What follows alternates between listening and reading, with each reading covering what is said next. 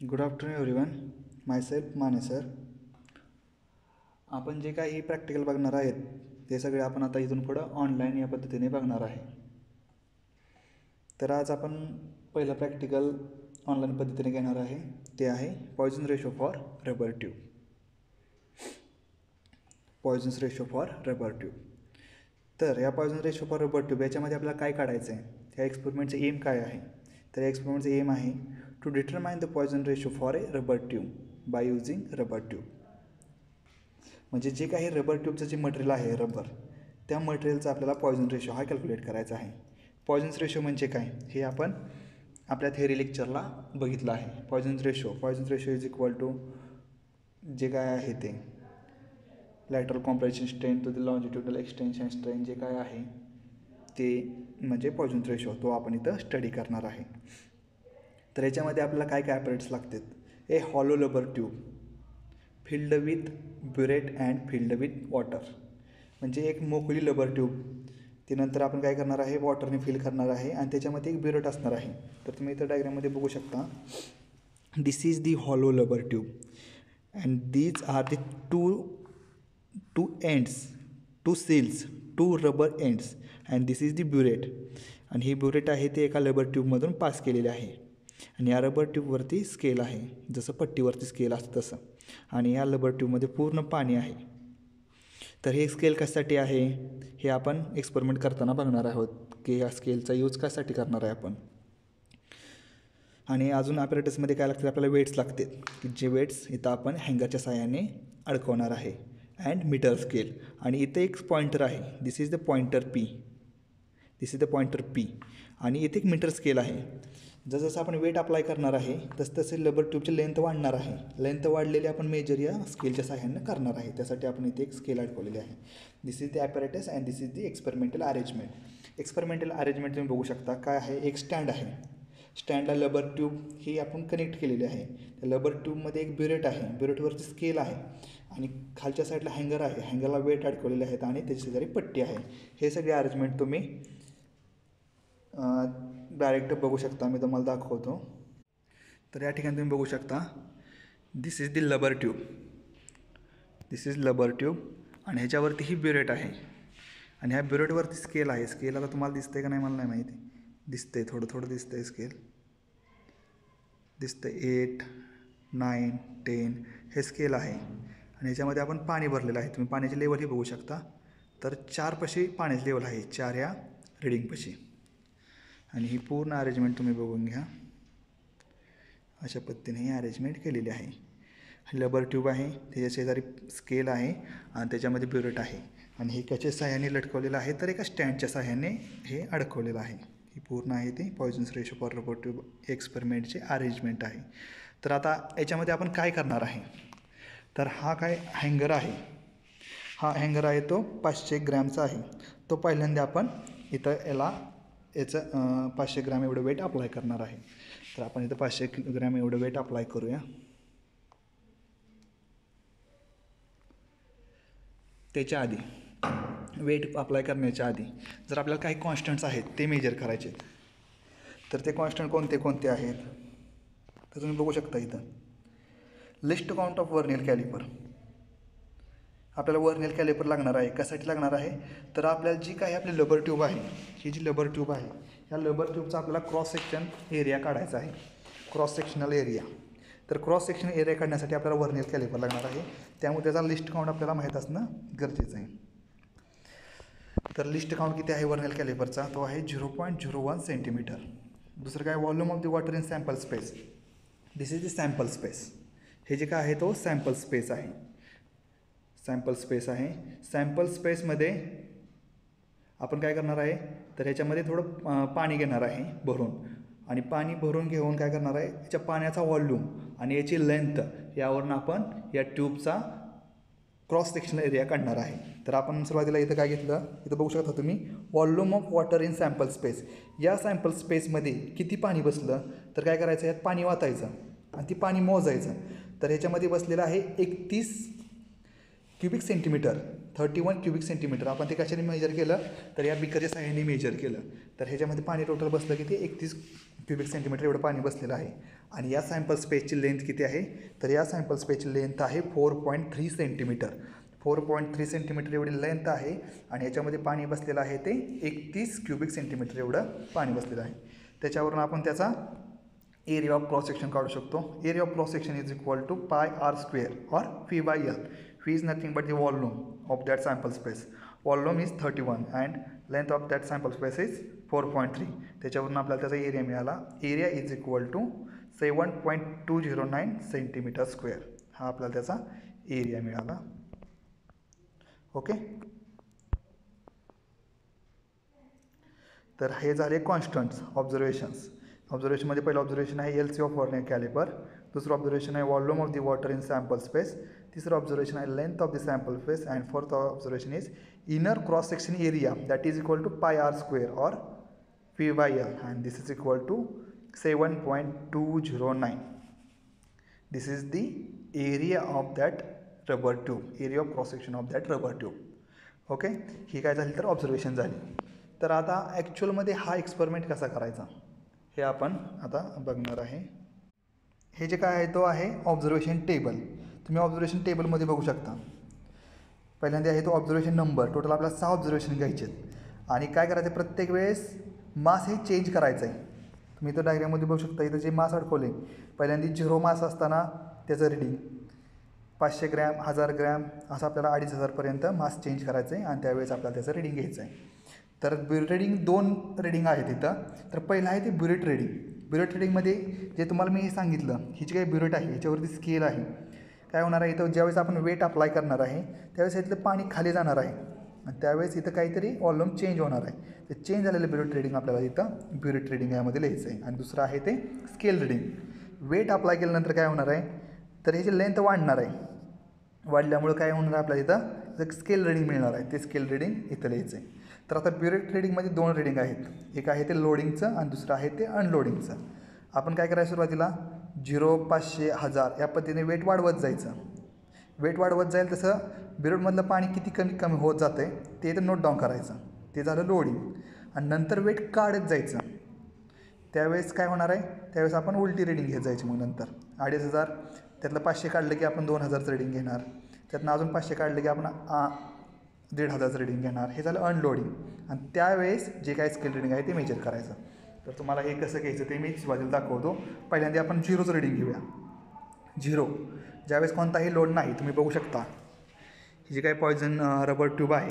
Rubber ट्यूबचा हँगर खाली काही वेट अडकवलेलं नाही म्हणजे सध्या हे 0चं रिडिंग आहे. तर 0 असताना आपण सुरुवातीला ब्युरेट रिडिंग बघूया. तर तुम्ही इथं बघू शकता. तुम्हाला इथं दिसेल ब्युरेट रिडिंग. ह्याच्यामध्ये इथं आहे. ओके, इथं फोकस केलेला आहे मी. तर इथं साधारण 4 आहे. ब्युरेट रिडिंग 4 आहे. तर आपण इथं लिहिलं ब्युरेट रिडिंग 4. ओके 4. त्यावेळेस स्केल रिडिंग, स्केल म्हणजे पट्टीवचं रिडिंग किती आहे ते बघूया आपण. त्यावेळेस आता पट्टीवचा आपण इथला पॉईंटर आहे P. तो पॉईंटर कुठं आहे बघूया आपण. तुम्ही बघू शकता इथं 15.6 हे स्केल रिडिंग आहे. ओके 0 वेटला. ते आपण इथं लिहिलं. मी 15.7 लिहिले. ओके 15.7 हे झालं स्केल रिडिंग. आता नंतर आपण काय करणार आहे याचा एक वेट अप्लाय करणार आहे 500 ग्रॅम. ओके इथं बघू शकता तुम्ही. दुसरं ऑब्झर्वेशन वेट घेतलेलं आहे आपण 500 आणि त्यावेळेस आता आपण ब्युरेट रिडिंग चेक करणार आहे. पहिलं 4 होतं आता किती येते ते बघणार आहे आणि स्केल रिडिंग किती येते ते बघणार आहे. आता आपण काय करू इथं हँगर अडकूया. हे जे काय आहे हे वेट हे 500 ग्रॅम आहे हँगरसहित. तर आपण इथं हे अडकवलं. ओके अडकवल्यामुळं काय झालं तर ही काही रबर ट्यूब आहे. या रबर ट्यूबचं डिस्टन्स लेंथही वाढली आणि लेंथ वाढली त्यामुळं काय झालं याच्यातलं जे काही पाणी आहे ते व्हॉल्यूम कमी झालं. आणि ते किती व्हॉल्यूम आला आता तुम्ही इथं बघू शकता. सुरुवातीला आपलं 4 रिडिंग होतं आता 5 पॉईंट समथिंग आहे 5.3 एवढं आहे. ओके तर आपण इथं ते 500ला लिहून घेतलं. ओके 500ला 5.3 आणि त्यावेळेस स्केल रिडिंग किती आहे ते मेजर करूया आपण.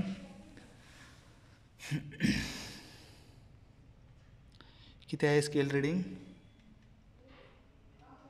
15 आहे, ते आपण इथं लिहिलं. तर तुम्ही बघू शकता इथं 500साठी ब्युरो ट्रेडिंग आलं 5.3 अँड स्केल रीडिंग आलं 15. ओके, हे झालं 500साठी. हे आपण टोटल 1000साठी, 1500साठी, 2000साठी आणि 2500साठी रीडिंग घेतले टोटल. हे झाले लोडिंगचे. नंतर ते वेट काढत आपण अनलोडिंगची रीडिंग घेतली. ओके, हे झालं लोडिंग अँड अनलोडिंग आणि हे नंतर त्याचा मीन घेतला. हा झाला ऑब्झर्वेशन टेबल. याच्यामध्ये कोणाला काय अडचण आहे का? काय अडचण नसलेच, फक्त आपण काय केलं आहे, वेट वाढवत गेलो आहे आणि त्या पद्धतीनं ब्युरो ट्रेडिंग आणि स्केल रीडिंग घेत गेलो आहे. आणि नंतर काय केलं आहे, अनलोडिंगचं वेट काढत गेलो आहे, त्यावेळेस ब्युरो ट्रेडिंग आणि स्केल रीडिंग घेतले आणि नंतर त्याचा मीन काढला आहे. तर हे झालं ऑब्झर्वेशन टेबल. तर ऑब्झर्वेशन टेबलचा दुसरा पार्ट आहे. तर आपल्याला फॉर्म्युला काय आहे, आपला फॉर्म्युला तर इथं बघू शकता. फॉर्म्युला काय आहे, sigma Poisson's ratio is equal to 1/2 sigma Poisson's ratio. आता याचा फॉर्म्युला काय आहे, फॉर्म्युला काय आहे, sigma is equal to 1/2 into 1-a into du/dl त्याचा मीन. तर याच्यामध्ये ए आहे तो एरिया ऑफ क्रॉस सेक्शन आपण काढलेला आहे 7.2 आहे.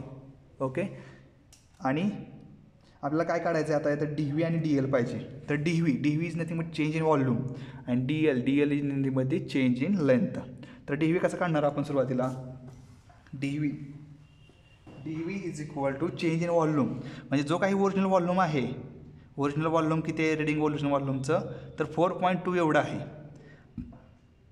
तर आपण इथं काय करणार, V1 - V0 5.5 - 4.2 जे काय येईल ते इथं लिहिणार. नेक्स्ट V2 - V0 6.6 - 4.2 ते इथं लिहिणार. त्या पद्धतीनं आपण DV काढणार. Okay, DL is nothing but the change in length. Change in length means L1 - L0, this is L1, this is L0, L1 - L2 ते इथं लिहिणार. नंतर L2 - L0, L2 किती आहे आपल्याकडे, L2 14.3 वजा 15.6 जे मायनस येईल ते प्लस करून लिहायचं आहे आपल्याला इथं, ते येणार आहे ते इथं लिहिणार आहे. हे झालं DV आणि हे झालं DL. तर DV - D0 आपण जर केला, पहिल्यांदा DV काढूया. DV V1 - V0 5.5 - 4.2 this is equal to 1.3. Okay, नंतर V2 6.6 - 4.2 this is equal to 2.4, 3.7, 5.0 and 6.2 this is DV. and DL 14.9 - 15.6 this is equal to -0.7, पण ते आपण प्लस नाही लिहिणार आहे, 0.7. V2 14.3 - 15.6 this is equal to 1.3, 2.1, 2.9, 3.5. हे झालं DV आणि DL. आणि इथं काय घ्यायचं आपल्याला, त्याचा डिवाईड करायचे दोन टर्म DV/DL. आणि हे किती येते आपल्याला तर 1.8571, ही व्हॅल्यू येते 1.8461, ही व्हॅल्यू येते 1.7619, ही व्हॅल्यू येते 1.7241 अँड दिस इज 1.7714. आणि ह्या पूर्ण टर्मचा आपण जर मीन घेतला तर तो येत आहे 1.788. हा झाला मीन. ओके, तर हे झालं आपला ऑब्झर्वेशन टेबल. ऑब्झर्वेशन टेबलमध्ये आपण काय केलं, ज्या काही रीडिंग घेतलीत आपण, bureau trading, scale reading. Okay, त्या ब्युरो ट्रेडिंगच्या 2 रीडिंगमधील जे डिफरन्स आहे तो चेंज इन व्हॉल्यूम, आणि स्केल रीडिंगच्या 2 रीडिंगमधला जो डिफरन्स आहे तो चेंज इन लेंथ. इथं आपण change in volume and change in length हे घेतलं आणि त्याचा आपण डिवाईड केलं आणि त्याचा मीन घेतला. तर आपल्याला DV/DL मिळाला. तर तुम्ही फॉर्म्युलात बघू शकता आपल्याला काय काय पाहिजे, इथं A पाहिजे आणि DV/DLचा मीन पाहिजे. ओके, तर आपल्याला A आहे, आपण A काढलेला आहे, तो A टाकला तिथं आणि नंतर DV/DLचा मीन टाकला आणि हे जर सोल्व केलं तर आपल्याला पॉयझन्स रेशो मिळतो आहे 0.3759. हा झाला बाय कॅल्क्युलेशन.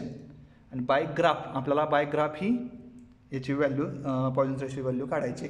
तर ग्राफ तुम्ही घरी काढा. ग्राफ कशावरचेच काय काढायचं आहे, तर ग्राफ Y ॲक्सिसवरती घ्यायचा DV आणि X ॲक्सिसवरती घ्यायचा DL, DV/DL आणि त्याचा जो स्लोप येईल तो स्लोपची व्हॅल्यू इथं पुटअप करायची आणि त्याच्यावरून सिग्मा किती येतो आहे ते तुम्ही कॅल्क्युलेट करा आणि जर्नलमध्ये लिहा. ओके, तर आपला कॅल्क्युलेशननुसार किती आलेला आहे सिग्मा 0.3759 आणि तुमचा बाय ग्राफ जवळपास एवढाच आला पाहिजे. Okay, this is about Poisson's ratio. तुम्ही ग्राफ बघू शकता, इथं दिलेला आहे ग्राफ त्यांनी DV अगेन्स्ट DL याचा स्लोप तुम्ही काय करणार या फॉर्म्युलामध्ये पुटअप करणार स्लोपच्या आणि त्याच्यावरून कॅल्क्युलेशन करणार. फक्त एक कॅल्क्युलेशन तुम्हाला करायचं आहे, बाकी सगळं मी केलेलं आहे. This is the Poisson ratio for rubber tube. तर पॉयझन्स रेशो हा स्टँडर्ड किती असतो, किती पाहिजे 0.5 to -1 ह्या रेंजमध्ये पॉयझन्स रेशो असतो आणि तो आपला आलेला आहे 0.5 to -1 याच्यामध्ये आहे. म्हणून हे आपली व्हॅल्यू बरोबर आहे. ओके, हा झाला तुमचा experiment poison ratio for rubber tube. याच्यामध्ये आपण काय केलं, पहिल्यांदा एम बघितलं, नंतर ॲपॅरेटस, नंतर त्याचं अरेंजमेंट बघितलं, नंतर फॉर्म्युला, नंतर ऑब्झर्वेशन्स बघितले. काही ऑब्झर्वेशनमध्ये आपण वॉटर सॅम्पल घेतलं, सॅम्पलची लेंथ घेतली, नंतर त्या सॅम्पलचं व्हॉल्यूम घेतलं, त्याच्यावरून आपण एरिया ऑफ क्रॉस सेक्शन काढला रबर ट्यूबचा. ओके, त्यानंतर ऑब्झर्वेशन घेतले आपण. ऑब्झर्वेशनमध्ये काय मेजर केलं आपण, ब्युरेट रीडिंग मेजर केला अँड स्केल रीडिंग मेजर केलं. त्याच्यावरून आपण DV/DL काढला, त्याचा मीन काढला आणि तो मीन फॉर्म्युलामध्ये पुटअप केला आणि आपल्याला पॉयझन्स रेशो हा मिळाला. फायनल पॉयझन्स रेशो किती आला आपला 0.3759. This is the Poisson's ratio for rubber tube. आणि ह्या इथे आपला हा एक्सपेरिमेंट संपलेला आहे. तुम्ही काय करायचं आहे, हे जे काही कॅल्क्युलेशन आहे ते कॅल्क्युलेशन पूर्ण वहीमध्ये करायचे आहेत. इथं लिहिलं आहे ना V1 - V0 हे सेपरेट लिहायचं आहे. जर्नलमध्ये लिहिताना V1 - V0 हे डायरेक्ट फक्त ऑब्झर्वेशन टेबल नाही लिहायचा. ह्या ऑब्झर्वेशन टेबलमध्ये ह्या टर्म कशा आलेत ह्या सेपरेट कॅल्क्युलेशन करून इथं लिहायचे आहेत. ओके, आणि ह्या फॉर्म्युलाचं कॅल्क्युलेशन वेगळंच करायचं आहे. आणि तुम्ही आता घरी फक्त काय करायचं आहे, जो काही ग्राफ आहे तो ग्राफ प्लॉट करायचा आहे. कशावरतीच काय आहे ग्राफ आहे तो DV अगेन्स्ट DL हा तुम्ही घरी पुटअप करायचा आहे, त्याचा स्लोप काढायचा आहे आणि आलेल्या स्लोपची व्हॅल्यू ह्या फॉर्म्युलामध्ये पुट करायची आणि त्याच्यावरून सिग्माची व्हॅल्यू किती येते जवळपास जेवढे आपले थेरॉटिकली आलेले आहे बाय कॅल्क्युलेशन तेवढीच तुमची बाय ग्राफ व्हॅल्यू आली पाहिजे. ओके, तर या ठिकाणी हा एक्सपेरिमेंट संपलेला आहे. नेक्स्ट एक्सपेरिमेंट आपण टॉर्सनल पेंडुलम हा घेणार आहे.